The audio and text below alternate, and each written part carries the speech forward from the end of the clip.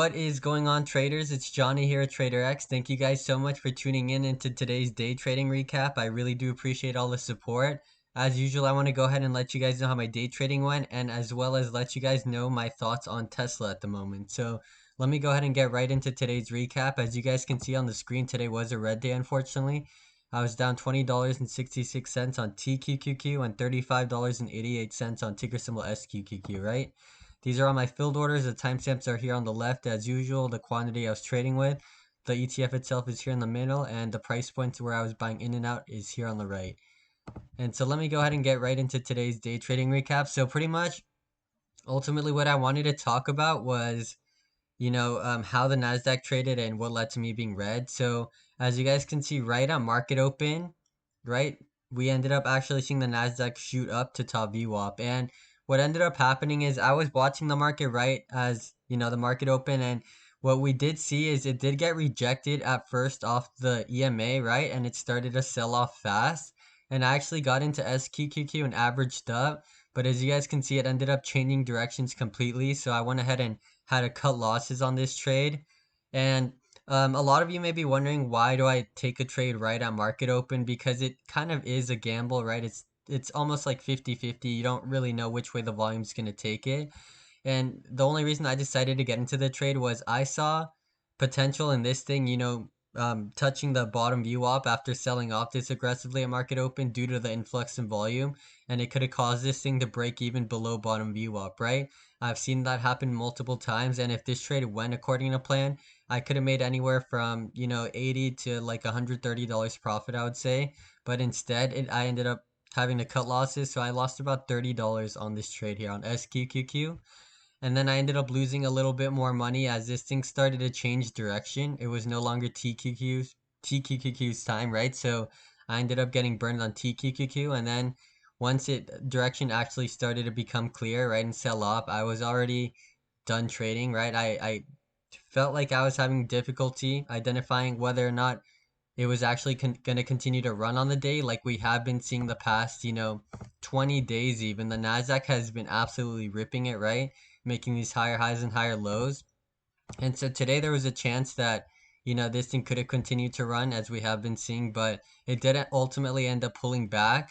And one thing I could do a better job of, right, in terms of my day trading is really using the 5-day, 5-minute chart because I feel like it gives a better idea of where points are more overbought and oversold, right? And as you guys can see, right, on the 3rd of this month, the NASDAQ got rejected right around these levels, right? It ended up doing so again here. So I could have known that as it approached these levels where it's previously been rejected, there's a chance that it could fall. Doesn't mean it has to, right? But what I could have done was waited for this thing to make these lower highs and lower lows. So as this thing was surging, right, I could have waited for this thing to break below the 5-day, 5-minute EMA, which it did. Ended up actually bouncing, breaking below it, right? And as it picked back up, it started to use the EMA to get rejected. Instead of using it to ride it up like it did here, it was getting rejected by it. And so I could have seen that and decided to get into SQQ when it made sense, right? Especially when it would correct itself and then end up selling off even more. Those could have been really good plays to get into, like for example this one on SQQQ. And if you go in and actually do the math, although on the 5-day, 5-minute they don't seem like huge movements, just something like this alone, for example, right? If you're trading the triple leverage inverse ETF, which is SQQQ, would be triple this.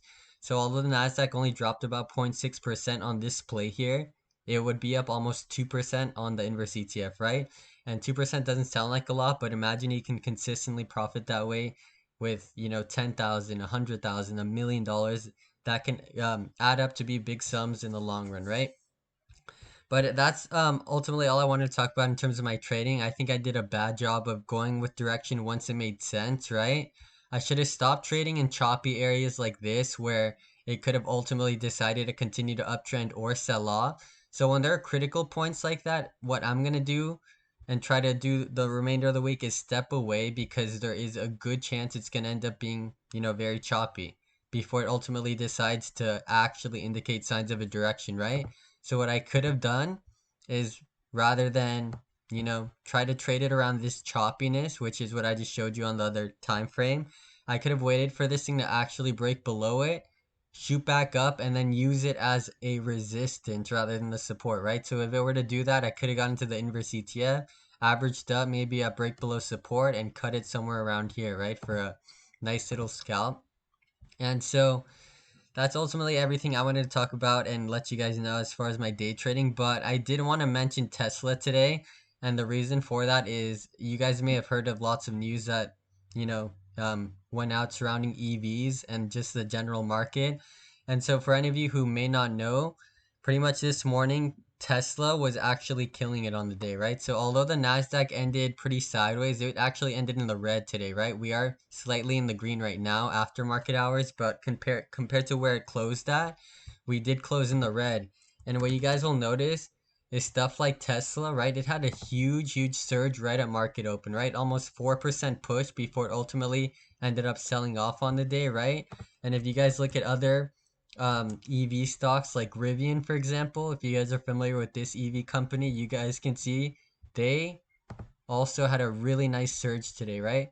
And you got what you guys may be wondering is what exactly caused this surge. And so there was news that came out where the Biden administration is planning to release a huge, relief towards electric vehicles and tax credits. So pretty much what would end up happening is if with this new bill, if it does get introduced, anytime you were to buy a car below $55,000 or an SUV below $80,000, you would actually be entitled to a $7,500 tax credit, right?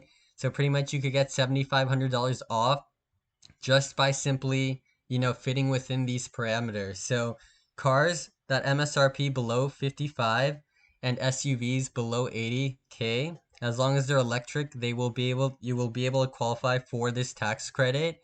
And so there is a few other criteria that you have to meet in order to qualify for it. So for example, if you are an individual buying the car, you can't have an income of more than $150,000. If you do, it automatically disqualifies you from this tax credit.